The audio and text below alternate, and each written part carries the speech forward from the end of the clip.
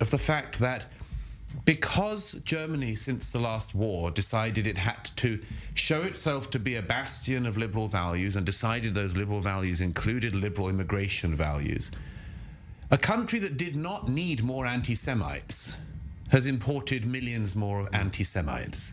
Now that is going to be a very big problem in the years ahead, principally for Germany, as it is in my country in Britain. It is very noticeable that it is the Mayor of London, Sadiq Khan, the First Minister of Scotland, Humza Yousaf, and the head of Labour in North Scotland, Anna Sarwar, who were the first people in the Labour Party to call for the ceasefire and break the party's rules on this. Why?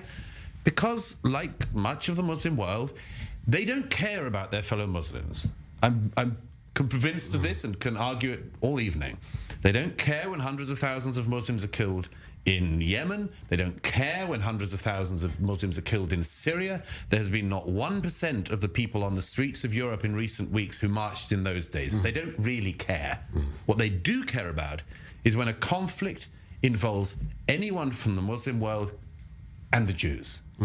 The simple rage, and I have worked for years with moderate Muslims, with liberal Muslims, with Muslims who try to evolve on all sorts of issues with their religion. The one thing that it is hardest to get even the most liberal Muslims over is the right of Israel to exist, to self-determine, to defend itself. And we see the results, which are hundreds of thousands of people across Europe marching against the Jewish state. I think it's a deep shame for a country like mine. We should feel intense shame that it's on the streets of London that people are calling for jihad and intifada. We had a taste of intifada, by the way, ourselves on our London Underground. It's intense shame of the Australians that it should be Muslim migrants into Australia that stand outside the Sydney Opera House and chant "Gas the Jews." This, I always say, Israel has, as everyone in this room knows and everyone watching knows, many problems of your own, political problems, all sorts of issues. You can deal with those problems. They're your problems. But this is our problem. Right. Well, let's talk about that now in the context of Israel's current battle against Hamas. As you said, even those people who say that they're friends of Israel are pressuring Israel for a ceasefire.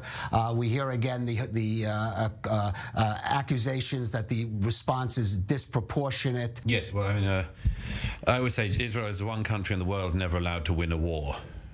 You always have to, at best, have a draw.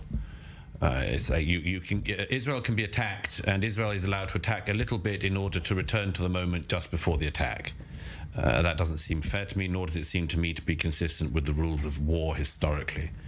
Wars finish when someone wins and someone loses, and the victor knows they've won, and the person who loses knows they've lost. The international community, it seems to me, including my own government in Great Britain, never allows this to happen. And don't forget, I mean, this is... So it has been somewhat more supportive of Israel this time, you have to say. It is supportive. As I always say, we have a Democrat president in the United States and a Conservative Prime Minister in the UK who have been very supportive. It's true that at the penthouse level in politics abroad, it's okay. The foundations, however, are rotten. Are rotten. You go 2 generations below Joe Biden in the Democrat Party, you do not have the intense pro-Israel feelings that Joe Biden has.